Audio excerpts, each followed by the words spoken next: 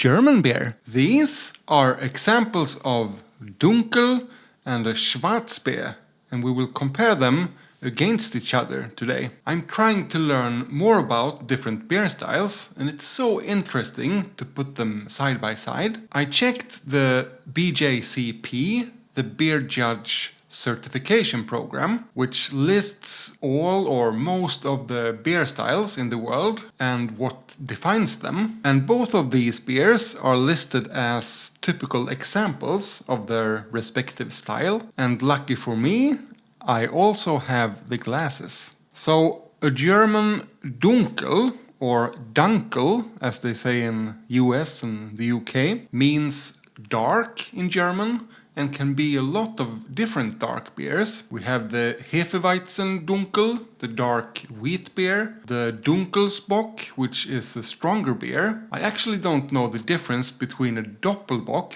which often is darker, and a Dunkelsbock, but that's for the future. We have the Franconian Dunkel, but what we often mean, at least outside of Germany, is the Munich Dunkel, which this is an example of. The special water in Munich, which also gave us the Helles, the more softer kind of pilsner, was perfect to brew this kind of beer. And you use mostly the Munich malt, which is one different from the Schwarzbier, which has mostly pilsner malt. So it should be more toasty, bread crusty, and we'll have other differences as well along the way. The Schwarzbier I read recently was maybe brewed the first time in Braunschweig, the city that gave us the Braunschweiger Mumme, the special dark sweet beer that we tried to replicate in Sweden. I made a video where I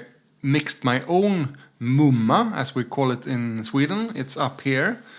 So that beer and the Schwarzbier is probably from the same city. And Köstritzer specifically is made in the Middle East of Germany. Weltenburger is brewed north of Munich, so still in the state of Bavaria. Once again, the dimensions are a bit comical. Big bottle, small glass, small bottle, big glass. Let's pour them up. Start with the Weltenburger. Smells nice. As usual, I haven't eaten in a long time. Not much carbonation, it seems. Or it was just hidden. And Köstritzer, I just learned to pronounce it more correctly than I've done previously. Köstritzer, not Köstritzer. It's darker, as it should be. Schwarz means black, so black beer, dark beer. And without really sniffing, I got figs in the aroma, in the room. Fresh figs. It's like I can almost see them on the table here. Sweet dark bread, raisin bread. How about the Köstritzer?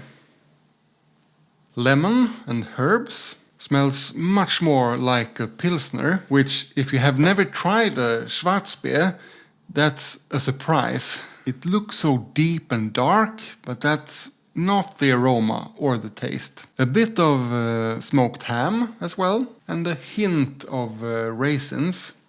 I almost get a little bit of butterscotch in the Weltenburger. It's like the Köstritzer is the main course and the Weltenburger is the dessert. Let's start tasting the Weltenburger. Prost!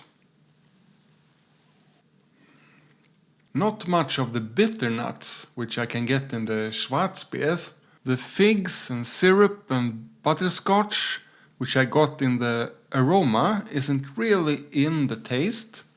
We have more of the zesty characters.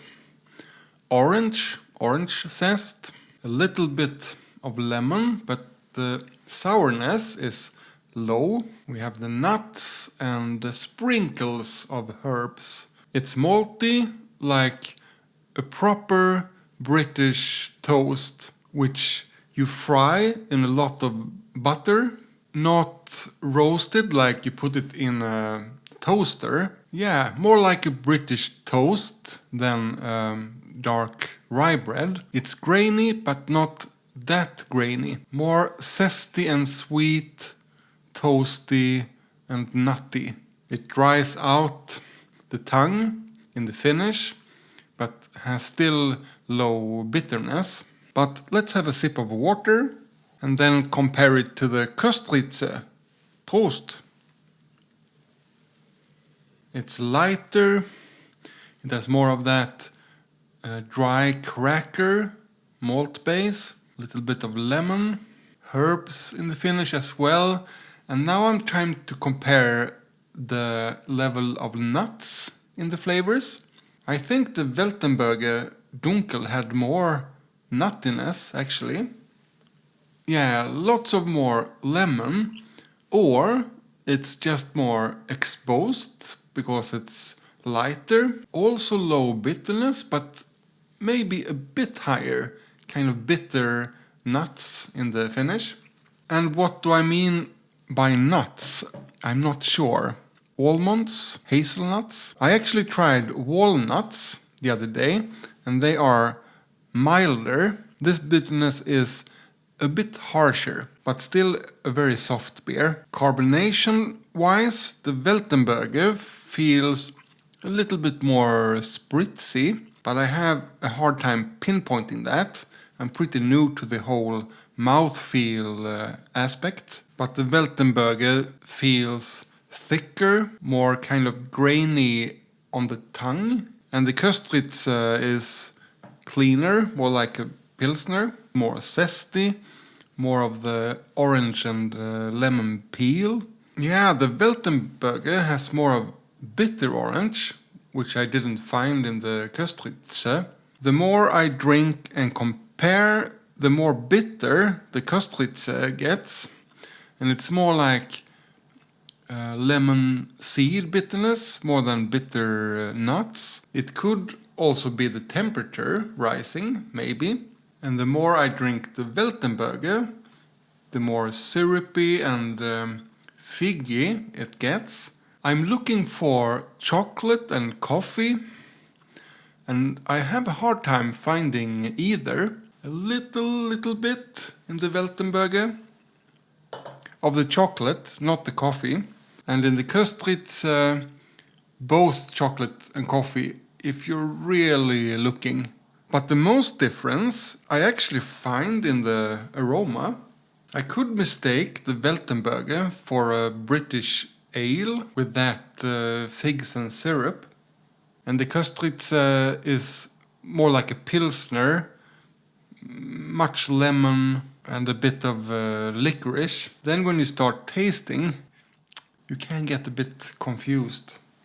But the Weltenburger is softer and more syrupy, and the Köstritz lighter and more zesty.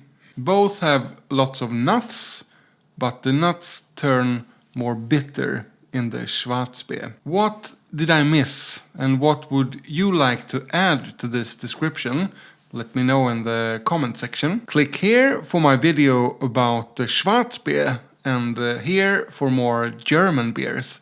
Thank you for watching, and remember, drink responsibly.